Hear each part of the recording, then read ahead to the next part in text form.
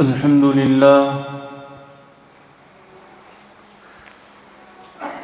لله رب العالمين، والصلاة والسلام على رسوله وخاتم النبيين وعلى آله الطيبين وأصحابه الطاهرين والمؤمنين والمسلمين كلهم أجمعين. أما بعد، فقد قال الله تبارك وتعالى في القرآن الكريم والفرقان المجيد: أعوذ بالله من الشيطان الرجيم، بسم الله الرحمن الرحيم. لقد جاءكم رسول من أنفسكم عزيز عليه ما عنتم حريص عليكم بالمؤمنين رؤوف رحيم. صدق الله العلي العظيم. புகழனைத்தும் ஏக வல்லோனாகி அல்லாஹ் ஜல்ல ஷானுஹு தஆலா ஒருவனுக்கே உரித்தாகட்டுமாக. சாந்தியும் சமாதானமும் கண்மணி நாயகம் ரசூலுல்லாஹி ஸல்லல்லாஹு அலைஹி வஸல்லம் அவர்கள் மீதும், அவர்களுடைய அடிச்சுவட்டை அப்படியே பின்பற்றி வாழ்ந்த சத்திய சஹாபாக்கள் மீதும், தாபீன்கள், தபா தாபீன்கள், நாதாக்கள், ஷுஹதாக்கள், குறிப்பாக இந்த ஜும்மாவிற்கு வருகை தந்திருக்கிற நம் அனைவர்களின் மீதும் அல்லாஹினுடைய அன்பும் அருளும் என்றென்றும் நீண்டு நிலவட்டுமாக. ஆமீன். கண்ணியத்திற்குரிய அல்லாஹ் நல்லடியார்களே,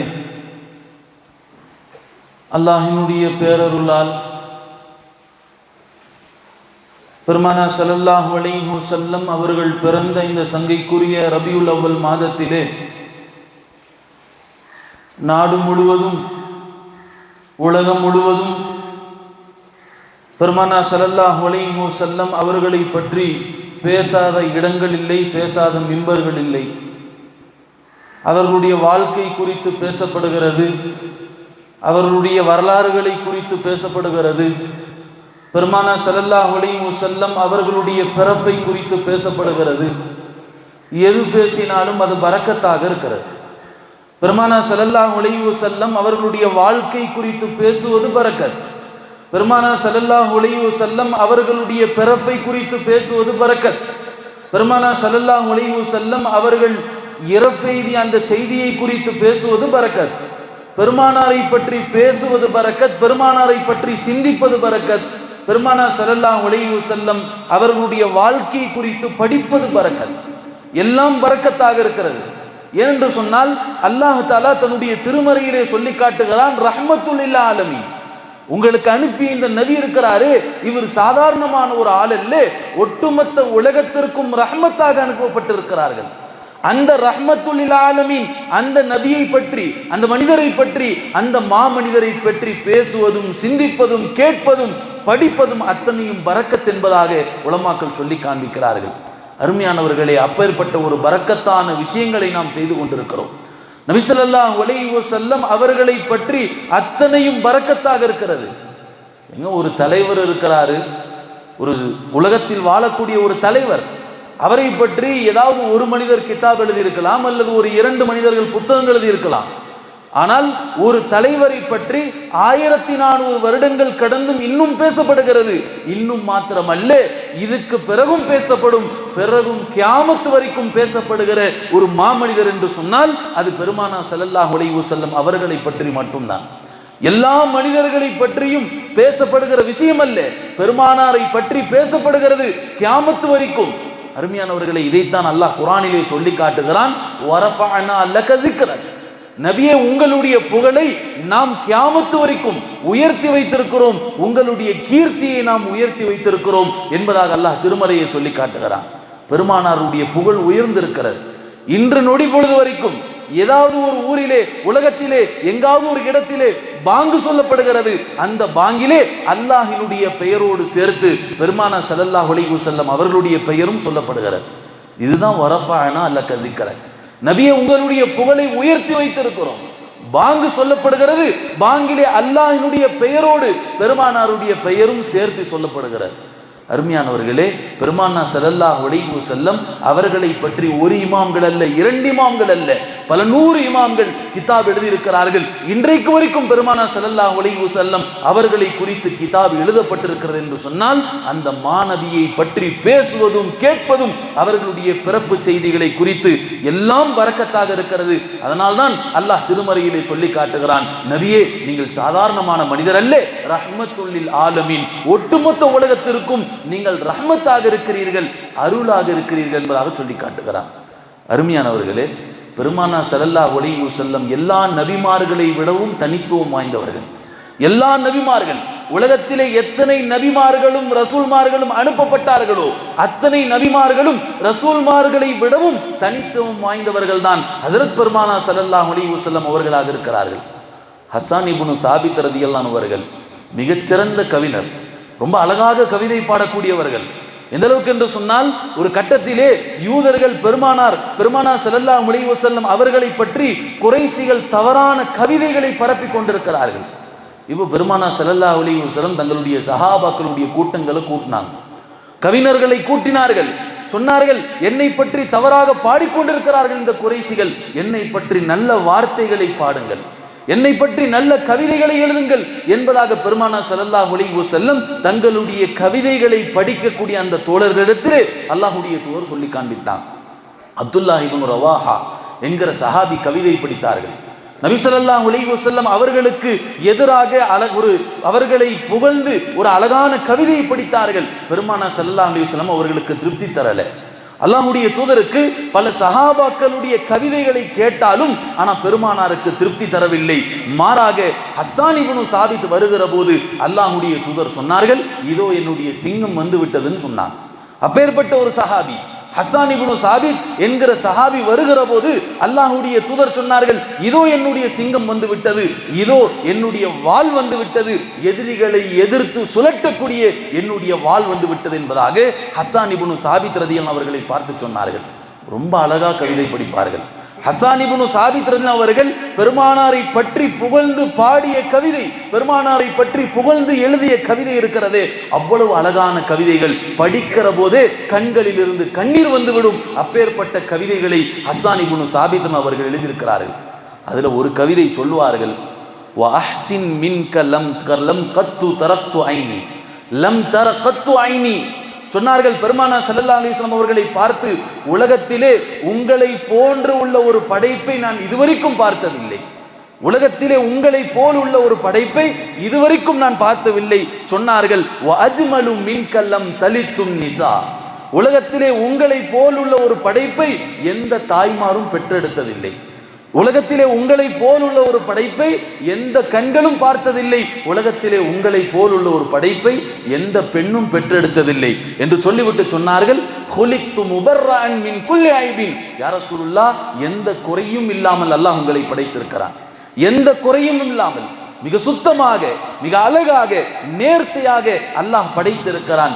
எப்பேற்பட்ட படைப்புன்னு சொன்னா, கஅன்னக கத் குலிக்த கமா தஷா, என்னமோ அல்லாஹ் உங்களிடத்திலேயே உங்களை எப்படி படைக்க வேண்டும் என்று கேட்டு படைத்ததை போல அல்லாஹ் உங்களை நேர்த்தியாக, உங்களை சுத்தமாக, உங்களை அழகாக படைத்திருக்கிறான் என்பதாக ஹஸ்ஸான் இப்னு சாபித் அவர்கள் ஒரு கவிதையை படித்தாங்க.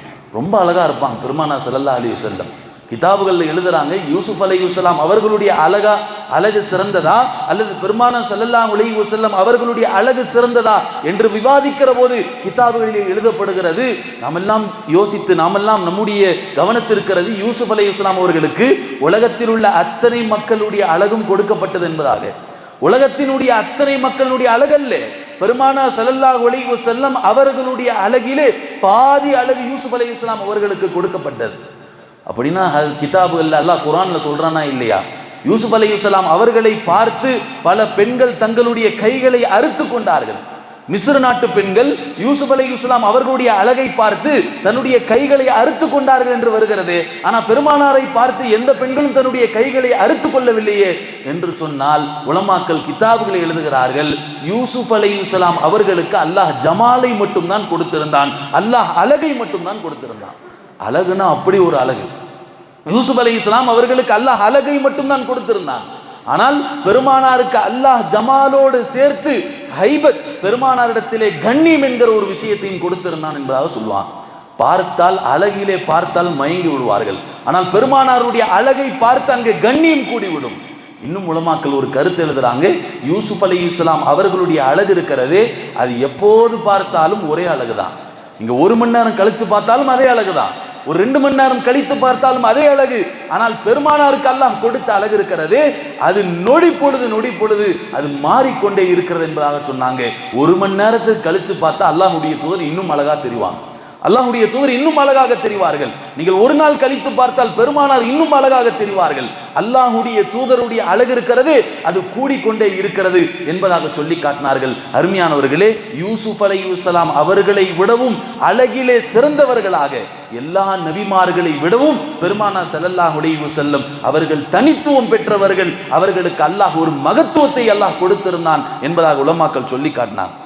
அம்ர் இப்னு ஆஸ் அவர்கள் சொல்லுவார்கள், இஸ்லாம் ஏற்ற நாள் முதல் பெருமானார் ஸல்லல்லாஹு அலைஹி வஸல்லம் அவர்களை இன்ன வரைக்கும் நான் முழுமையாக பார்த்ததில்லை என்பதாக சொல்லுவாங்க. அல்லாஹ்வுடைய தூதரை நேருக்கு நேராக பார்க்க முடியாது.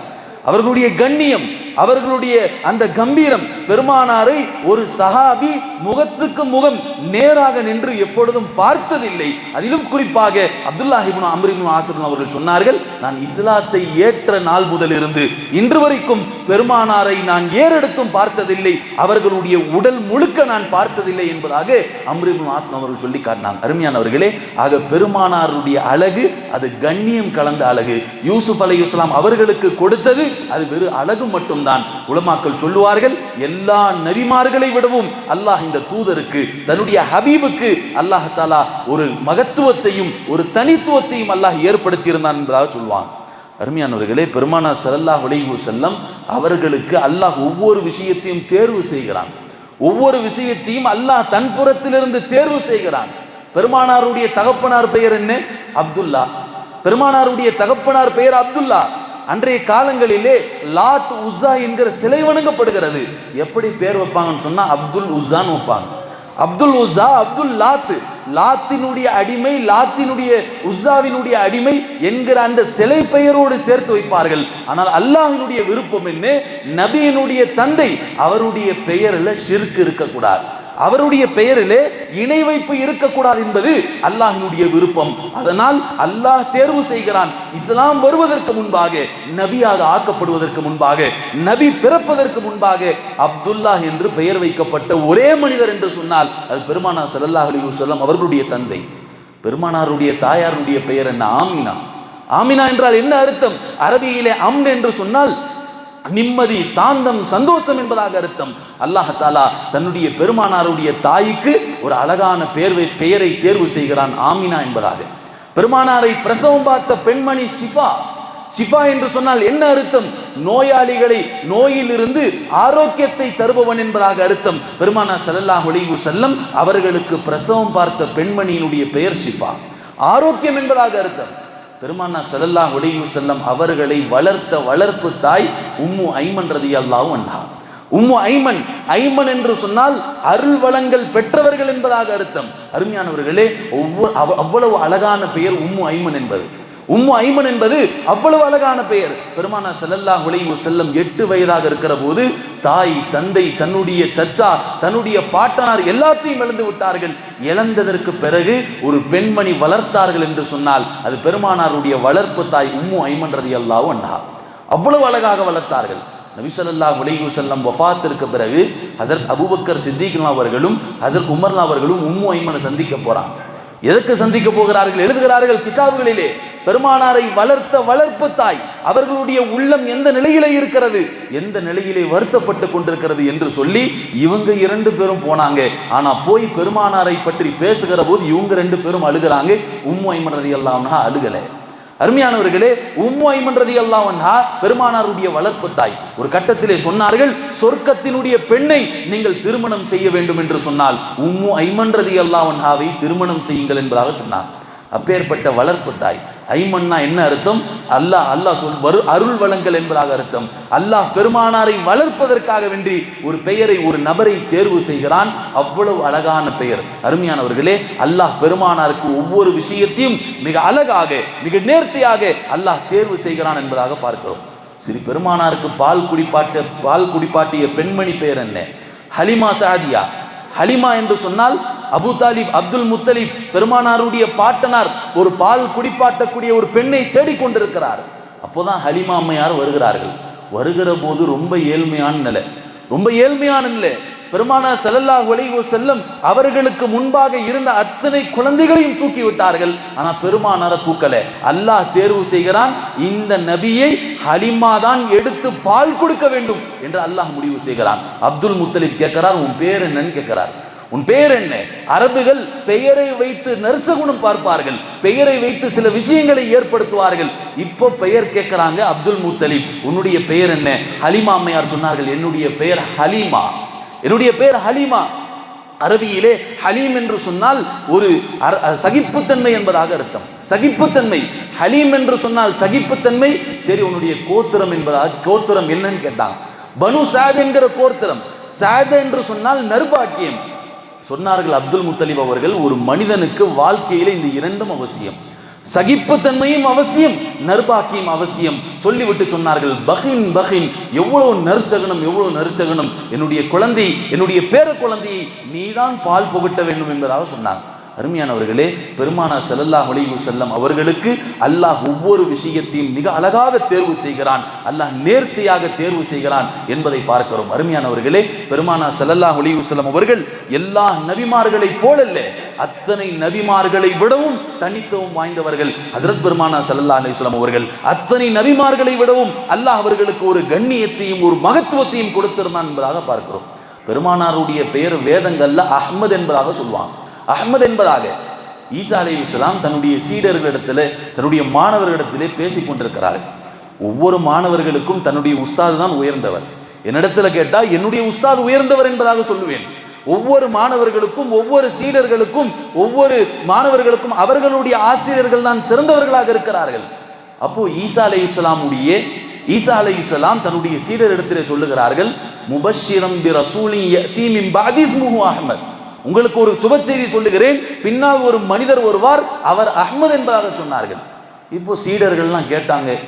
சீடர்கள்லாம் ஈசா அலைஹிஸ்ஸலாம் இடத்துல கேட்டார்கள், நபியே, அல்லாஹ் உங்களை விடவும் உங்களுக்கு பிறகு ஒரு நபியை அனுப்ப போறான், அந்த நபியினுடைய பெயர் அஹ்மத் என்பதாக சொல்லுகிறீர்கள், அவர்கள் உங்களை விடவும் சிறந்தவர்களான்னு கேட்டான்.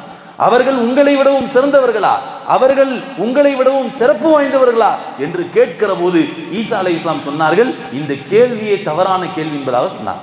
என்னை விடவும் அவர் சிறந்தவரா என்று கேட்பதற்கிறது, இந்த கேள்வியும் தவறான கேள்வி என்பதாக சொல்லிவிட்டு சொன்னார்கள், பெருமானார் ஸல்லல்லாஹு அலைஹி வஸல்லம் அந்த அஹ்மத் என்கிற நபியினுடைய காலடியை எடுக்கக்கூடிய வாய்ப்பு கிடைத்தாலும் அதை நான் நர்பாக்கியமாக கருதுவேன் என்பதாக யார் சொன்னது? ஹஜ்ரத் ஈசா அலைஹிஸ்ஸலாம் அவர்கள் சொன்னார்கள்.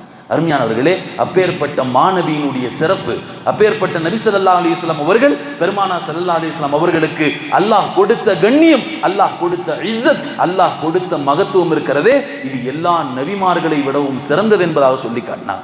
அருமையானவர்களே, பெருமானிடத்தில் மலக்குமார்கள் பேசுவதற்கு சந்தர்ப்பத்தை எதிர்பார்ப்பாங்க. அல்லாஹ்வுடைய தூதரிடத்திலே மலக்குமார்கள் பேசுவதற்கு வாய்ப்பை எதிர்பார்த்து கொண்டிருப்பார்கள், காத்து கொண்டிருப்பார்கள். நபி இடத்திலே எப்படி பேசலாம், எந்த நேரத்திலே பேசலாம், ஏதாவது ஒரு வாய்ப்பு கிடைத்து விடாதா? யார் மலக்குமார்கள் காத்து கொண்டிருப்பார்கள் என்பதாக சொன்னார். ஹதீஸ்களிலே வருகிறது, பெருமானார் ஸல்லல்லாஹு அலைஹி வஸல்லம் அவர்கள் நிறைய ஹதீஸ் இப்படி சொல்லியிருக்கிறார்கள். நாளை சொர்க்கத்திலே முதலாக நான் சொர்க்கத்திற்குள் நுழைவன் என்பதாக இப்படி ஹதீஸ்களை சொல்லியிருக்கிறார்கள். இப்போ பெருமானார் ஸல்லல்லாஹு அலைஹி வஸல்லம் முதலாக சொர்க்கத்திற்குள்ள நுழைய போறாங்க. சொர்க்கத்தினுடைய காவலாளி யார்? ரையான் என்கிற மலக்கு சொர்க்கத்தினுடைய அந்த வாசலில் நின்று கொண்டு பெருமானார் வருகையை பார்த்து விட்டு கேட்பார்கள், நீங்க யாருன்னு சொல்லி. அல்லாமா அப்துர் ரவுஃப் மனாமி என்கிறவர் தன்னுடைய ஃபைசுல் கதீர் என்கிற கிதாபில் இந்த சம்பவத்தை எழுதுறாங்க. ஏன் ரையான் என்கிற மலக்குக்கு தெரியாதா வந்திருப்பது பெருமானார் என்பதாக? எல்லா மலக்குமார்களுக்கு தெரியும் பெருமானார் ஸல்லல்லாஹு அலைஹி வஸல்லம் அவர்களுடைய பிறப்பு. ஏன் உலகத்தை படைப்பதற்கு முன்பாக அல்லாஹ் ஒரு நூரை படைத்தான். அந்த நூறு தான் பெருமானார் ஸல்லல்லாஹு அலைஹி வஸல்லம் அவர்கள். ஹலீமா அவர்கள், பெருமானாருடைய தாயார் ஆமினா அவர்கள் கருவுற்று இருக்கிற போது அல்லாஹ் முதலிலே அவர்களுடைய கற்பப்பையிலே ஒரு நூரை ஏற்படுத்தினான். அந்த ஒளி, அந்த பிரகாசம் ஒட்டுமொத்த உலகத்திற்கும் பரவியது என்பதாக சொல்லப்படுகிறது. சொன்னார்கள், ஏன் ரையான் என்கிற மலக்குமாருக்கு பெருமானாரை பற்றி தெரியாதா? பெருமானாருடைய அடையாளங்களை கண்டுகொள்ள முடியலையா? இன்னும் சொல்லுகிறார், இன்னொரு கேள்வி எழுப்புறாங்க. சொர்க்கம் என்பது அது கண்ணாடிகளினுடைய சுவர்களால் அமைக்கப்பட்டது. கண்ணாடி சுவர் தான். அந்த கண்ணாடி சுவரில் உள்ளிருந்து பார்ப்பவர்களுக்கு வெளியே யார் வருவது என்பதாக தெரியும். ஆனால் ரையான் என்கிற மலக்கு ஏன் அப்படி கேட்டார்? பெருமானாருடைய வருகை பார்த்தும் பெருமானாருடைய அடையாளத்தை கண்டுகொள்ளாமல் ஏன் அப்படி கேட்டார்? யார் என்பதாக கேட்கிறாரு, என்ன காரணம் என்று சொல்லி கேள்வியை கேட்டுவிட்டு பதிலும் அந்த கிதாபுகளில் எழுதுகிறார்கள். சொன்னார்கள், ரையான் என்கிற மலக்கு பெருமானாரிடத்தில் இப்படியாவது ஒரு வாய்ப்பு கிடைக்குமே, பேசுவதற்கு இப்படியாவது ஒரு வாய்ப்பு கிடைக்குமே, யார் என்று கேட்டால் அவர்கள் நான் முஹம்மது என்பதாக சொல்லுவார்களே, இந்த வாய்ப்புக்காக வேண்டி எதிர்பார்த்து கொண்டிருந்தார்கள் என்பதாக சொல்லப்படுகிறது. அருமையானவர்களே, மலக்குமார்கள் வாய்ப்பை எதிர்பார்ப்பார்கள். எல்லா நபிமார்களை விடவும் அல்லாஹ் பெருமானார் ஸல்லல்லாஹு அலைஹி வஸல்லம் அவர்களுக்கு தனித்துவத்தை கொடுத்திருந்தான் என்பதாக சொல்லப்படுகிறது. நமக்கெல்லாம் கிதாபுகளில் எழுதுகிறார்கள் நபியினுடைய தனித்துவத்தை குறித்து. நமக்கெல்லாம் கனவிலே சில நேரங்களிலே கலிதம் ஏற்பட்டுவிடும், குளிப்பு கடமையாகிவிடும்.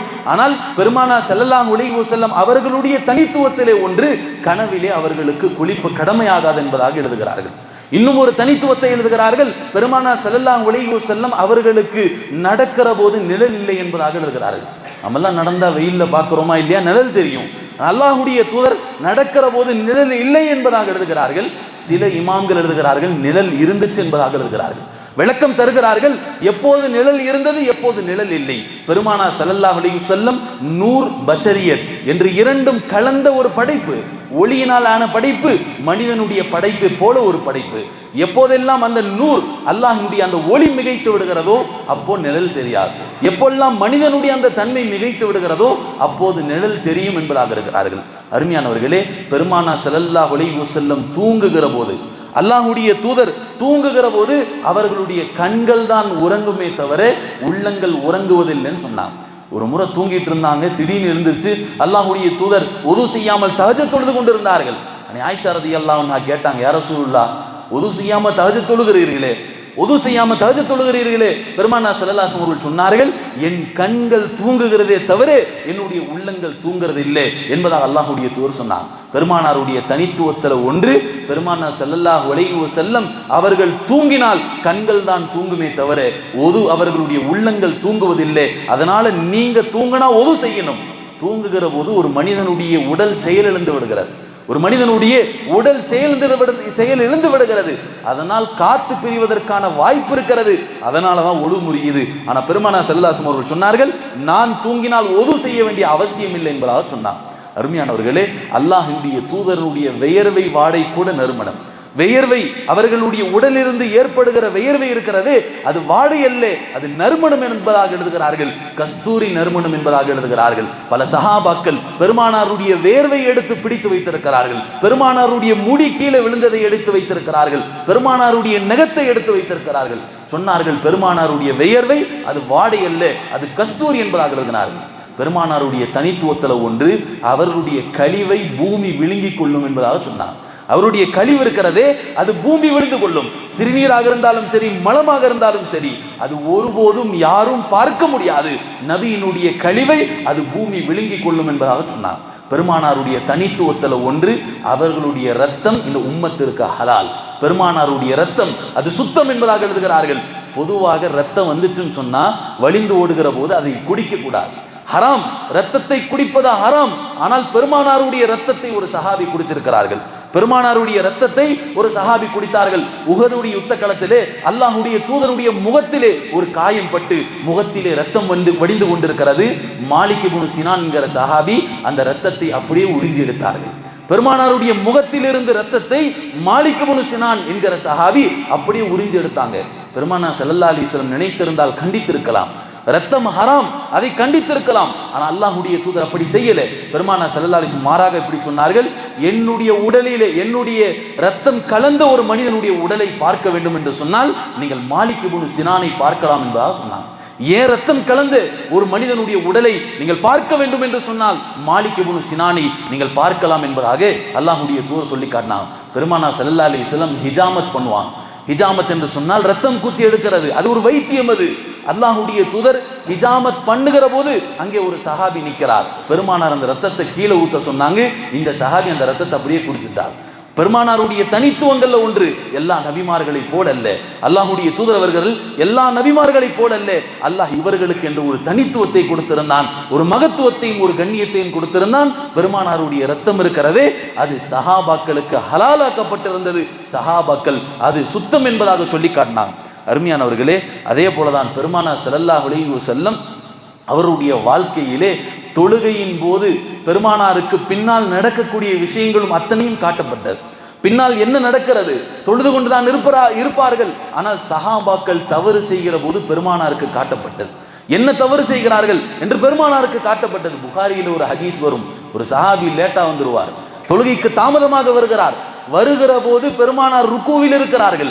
எங்கே பெருமானார் ருக்கூவில் இருந்து எழுந்து விட்டால் ரக்காத்து முடிந்து விடுமோ என்று வாசல்லே ருக்கு செஞ்சிடறார். ருக்கு செஞ்சு அப்படியே குனிஞ்சுக்கிட்டே வந்து சஃப்ல கலந்துக்கிறார். அல்லாஹ்வுடைய தூதருக்கு தெரிஞ்சிருச்சு. பெருமானார் ஸல்லல்லாஹு அலைஹி வஸல்லம் அவர்கள் தொழுகை முடித்த பிறகு அந்த சஹாபியை பார்த்து கேட்டாங்க, ஏன் இப்படி செஞ்சீங்க, யார் அப்படி செய்தீர்கள் என்று கேட்கல. அல்லாஹ்வுடைய தூதர் அந்த சஹாபியை கை நீட்டி கேட்டார்கள், ஏன் இப்படி செஞ்சீங்க.